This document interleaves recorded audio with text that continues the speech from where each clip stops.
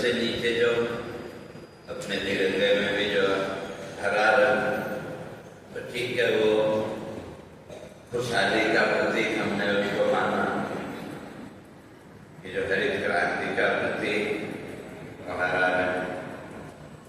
उसी तरह से तो वो भी आधार क्या वही जीवन का अगर देखें तो तमोगुण के बिना तो संसार के पदार्थों की रचना संभव, तो वो क्या हो गया, वो आधार।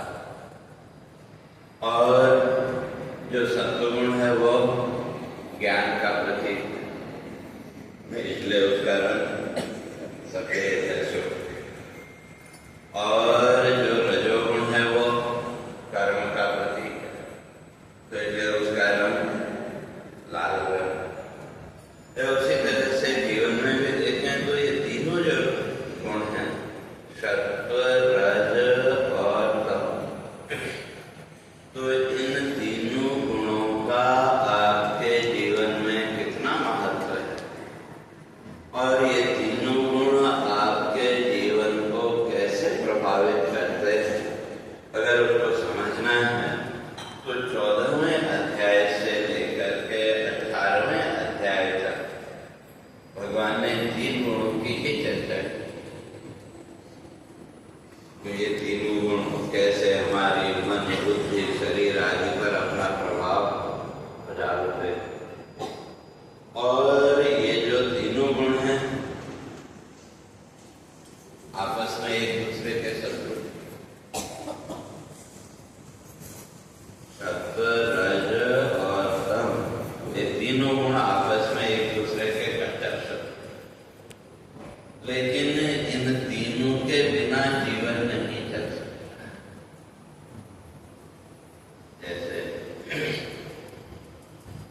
आपको रोशनी करनी हो तो आप दीपक जलाते हैं, तो जो दीपक है उसमें क्या क्या है, अग्नि भी चाहिए, बत्ती भी चाहिए, और तेल भी, तेल या घी जो, और एक पात्र चाहिए, बर्तन। और पात्र का उतना ज्यादा महत्व नहीं है, पात्र कोई भी हो सकता है, आपने मिट्टी का रखा, कोई धातु का रखा, या टेम्परेरी कुछ आपने तो बना लिया आटे आदि का, या उधर हरिद्वार वगैरह जाओ तो वहाँ वो पत्ते का धोने में उसमें भी होगा, तो पात्र का ज्यादा महत्व नहीं, पात्र तो कोई भी हो सकता। अब चाहे वो मनुष्य का शरीर हो, चाहे देवताओं का हो, चाहे पशु पक्षी, लेकिन उसमें महत्व इन तीन का ही है। तो जैसे वो जो दीपक है, तो उसमें तीनों एक दूसरे के शत्रु हैं ही। आपने जब दीपक को जलाया तो अग्नि ने क्या किया, जो बत्ती है उसको जलाना शुरू किया, तो अग्नि किसकी शत्रु, बत्ती। और वो जो बत्ती है वो अपनी सुरक्षा के लिए पीछे से तेल को खींचा और आगे फेंकती गई, तो बत्ती तेल की शत्रु। और कभी आप तेल डालने लगो ऊपर से, थोड़ा सा अगर तेल ज्यादा हो जाए तो जो है वो हो जाए, तो जो तेल है वो अग्नि का शत्रु। तो तीनों एक दूसरे के शत्रु हैं कि, लेकिन इन तीनों के बिना रोशनी नहीं हो सकती। तो उसी तरह से ये जो शरीर है, शरीर में भी ये तीनों, जो इन तीनों गुणों के बिना जीवन नहीं चल सकता। और ये जो तीनों गुण है, सत्व, रज और तम, तो ये तीनों गुण कैसे हमारे जीवन को प्रभावित करेंगे, हमारी सोच, हमारा कर्म, हमारा चिंतन, हमारा सब में इन तीन गुणों का प्रभाव। और कोई भी प्राणी इस सृष्टि का इन तीन गुणों के प्रभाव से मुक्त नहीं। हर प्राणी के जीवन में इन तीन गुणों का प्रभाव है। और ये तीनों गुण करते क्या हैं, क्यों विस्तार से अगर समझना हो तो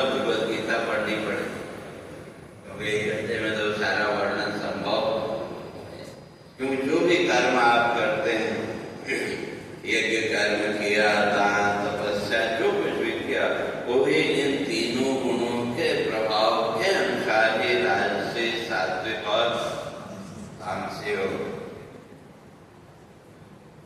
लेकिन सबसे श्रेष्ठ साधना है सात्विक साधना। क्यों? तामसिक और राजसिक साधना आपको जीवन का सुख भोग तो दे सकती है, लेकिन जीवन में ज्ञान नहीं दे सकती। ज्ञान तो केवल सात्विक साधना से ही संभव है।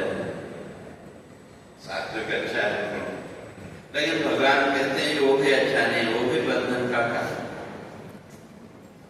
आपको ये तीनों ही गुण आपको बांधने वाले हैं। तो इसलिए कैसे बांधेंगे? तो उसमें सत्वगुण, जैसे बच्चों पे थोड़ा पिछली बार बच्चों सामने आया, तो इसलिए भगवान कहते हैं ये तीनों जन, तो ये तीनों गुण, ये जो जीवात्मा है ये वास्तव में क्या है? अविनाशी है।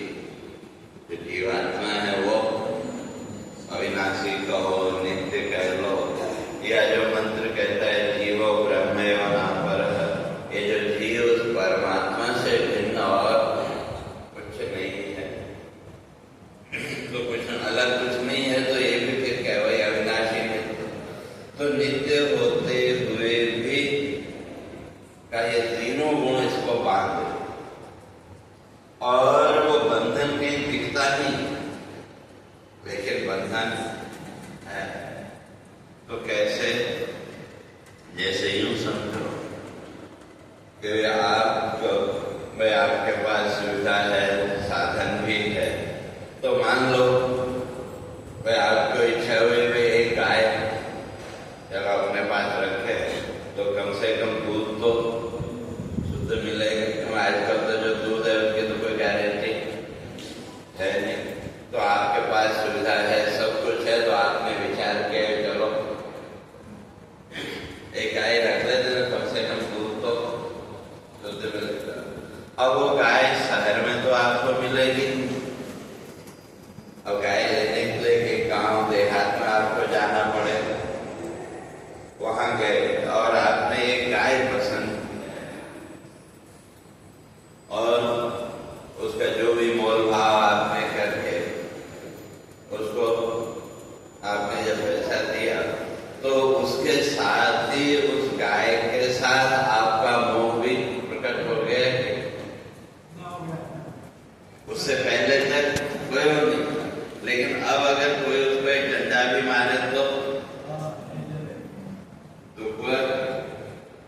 अब उसको लाना है, तो ऐसे तो आएगी नहीं, तो उसके गले में आपने एक रस्सी डाली और लेके चल दिए।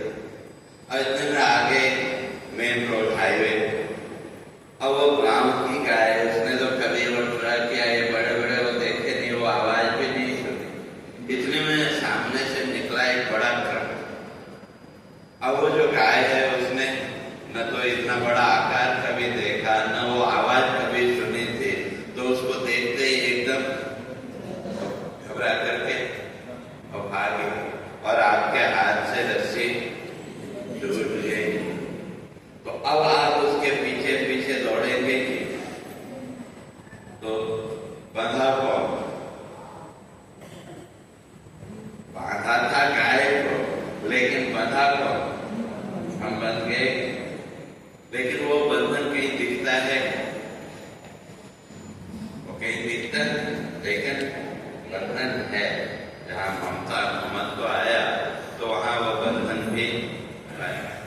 तो इसी तरह से कहते ये जो जीवात्मा है, ये जीवात्मा भी इन तीन गुणों के बंधन में बन जाता है। और ये तीनों गुण बांधेंगे कैसे? उसमें सत्वगुण को हमने श्रेष्ठ माना, क्यों?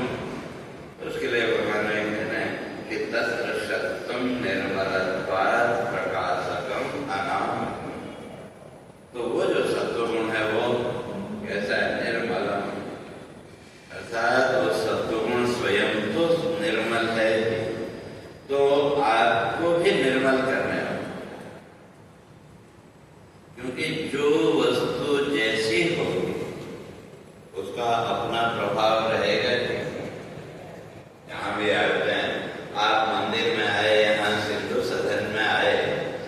तो यहाँ का आपका भाव अलग, और कहीं किसी होटल में या किसी पार्टी में गए तो वहां आपके मन की स्थिति वो अपने आप बदल, तो वो क्यों बदली?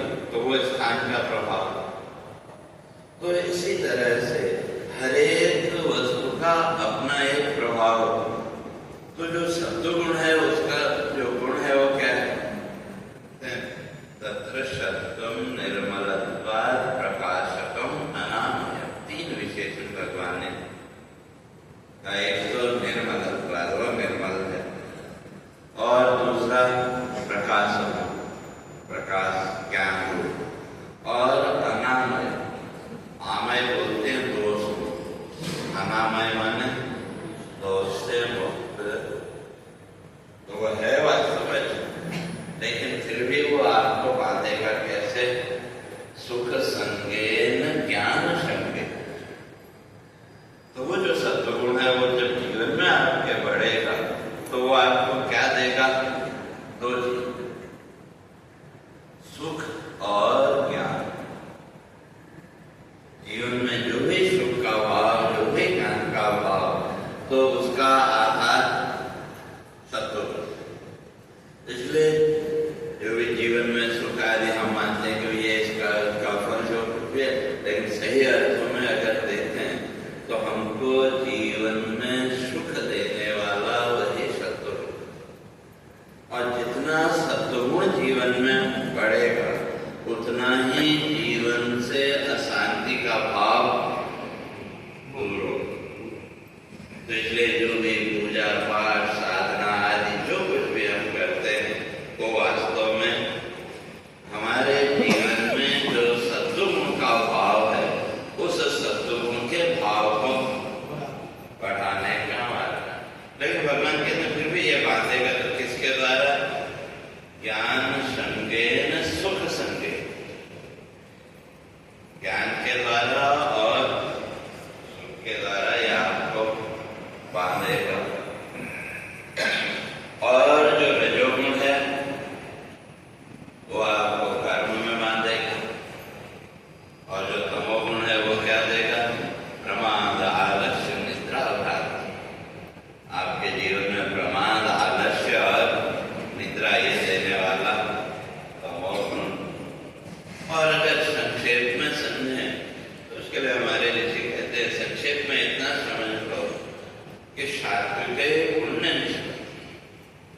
जब आपके जीवन में सत्वगुण बढ़ेगा तो वो आपके जीवन में पुण्य निष्पत्ति, पुण्य के भाव प्रकट करेगा।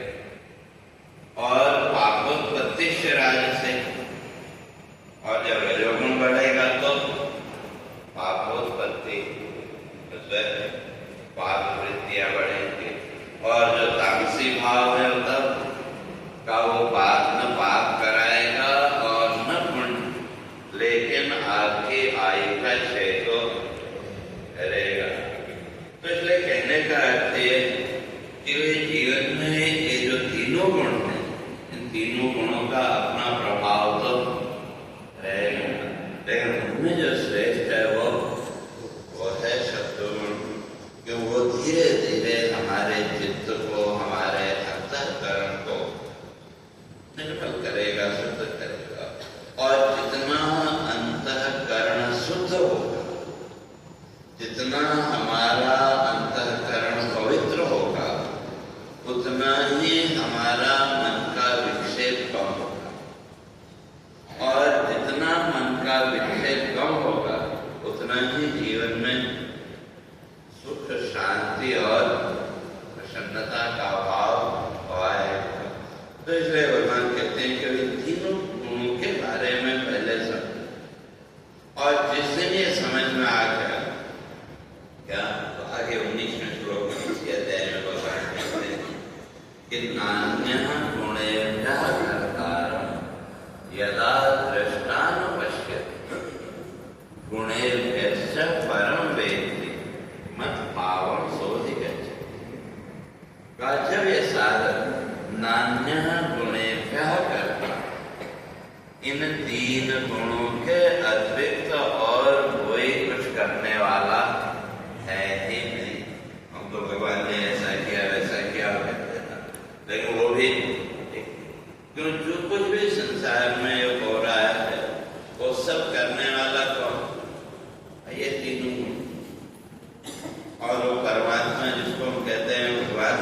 करते हैं वो तो मात्र उसका उसकी उपस्थिति में, जैसे आप भोजन तैयार करते हैं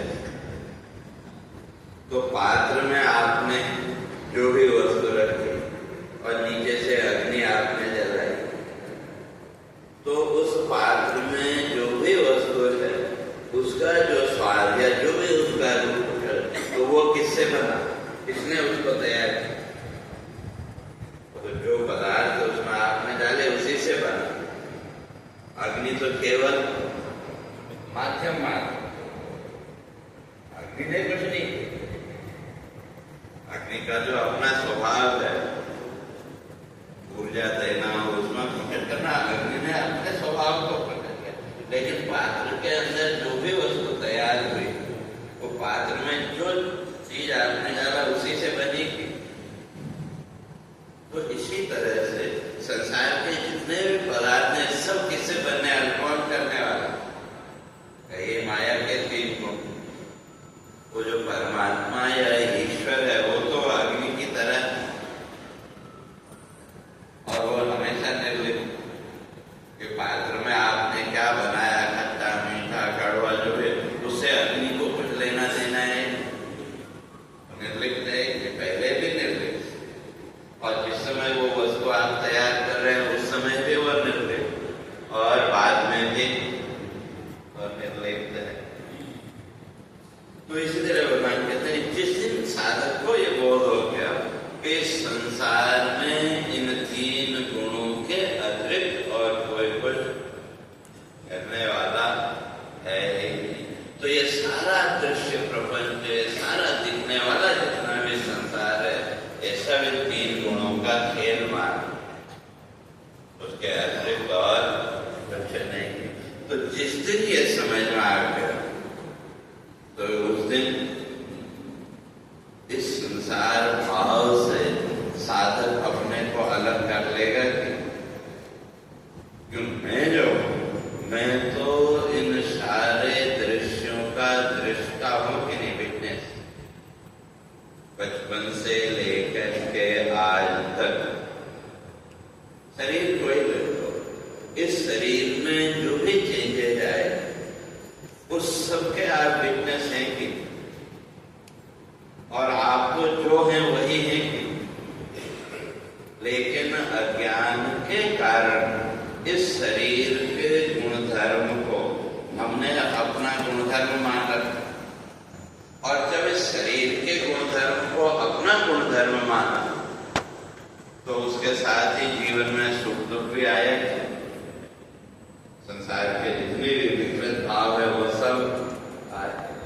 और जिस दिन ये समझ में आ गया कि ये जो शरीर है ये तो अपनी रफ्तार से चलने वाला, मैं तो इसका साक्षी हूँ, या इसी तरह से ये संसार जितना भी है ये तो इन तीनों गुणों के प्रवाह से चल रहा है, मैं तो इसका साक्षी हूँ।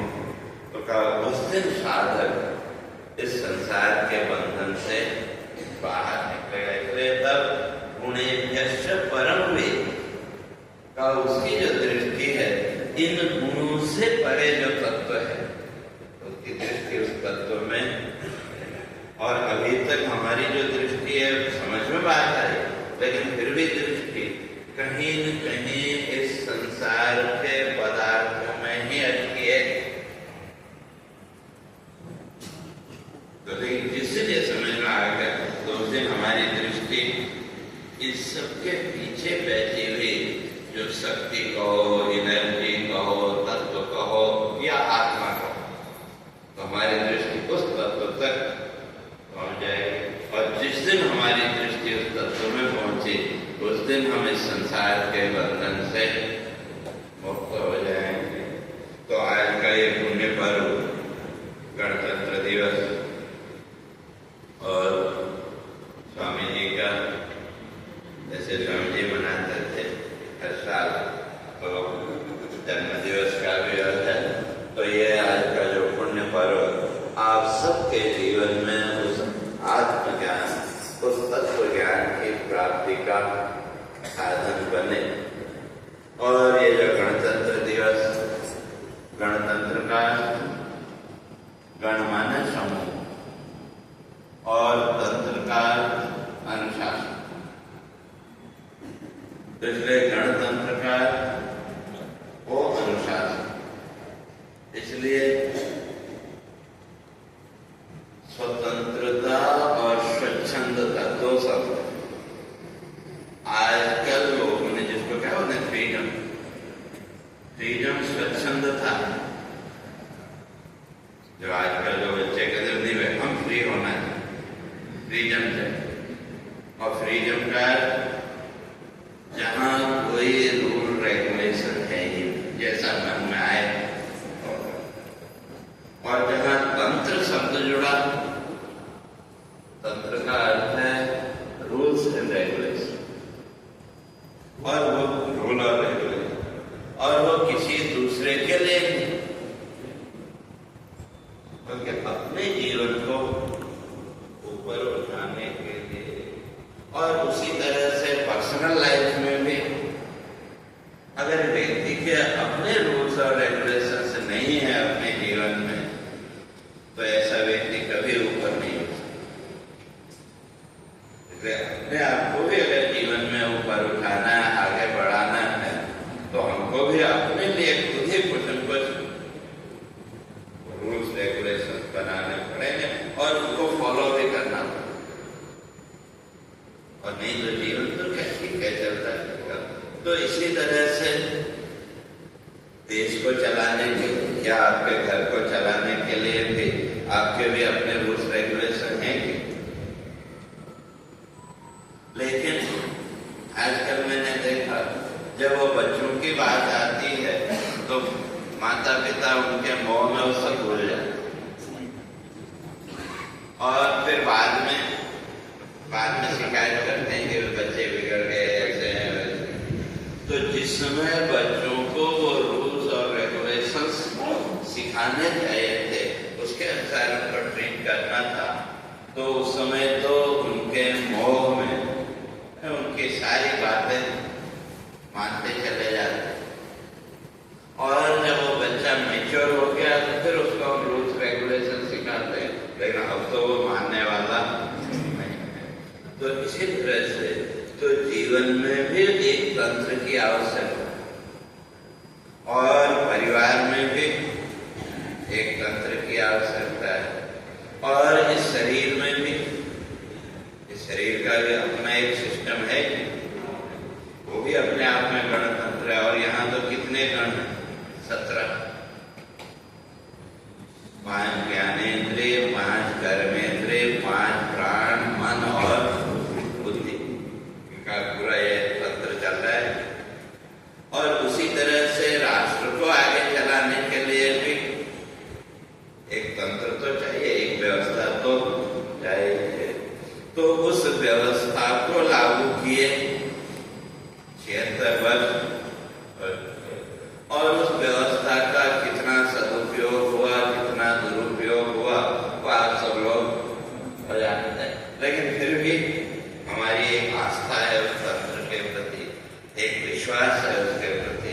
तो इसलिए अपने उस आस्था और विश्वास को एक नई शक्ति, नई ऊर्जा देने के लिए प्रतिवर्ष हम लोग इस उत्सव को मनाते हैं।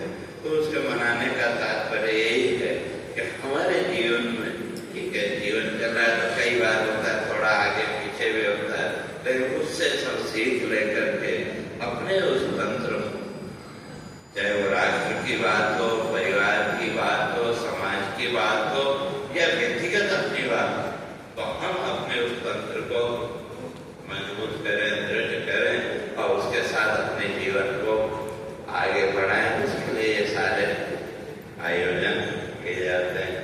तो आज का पुण्य दिवस आप सबके जीवन में उस तंत्र को, उस अनुशासन को दृढ़ करने का माध्यम बने। तो इसी शुभकामना और शुभ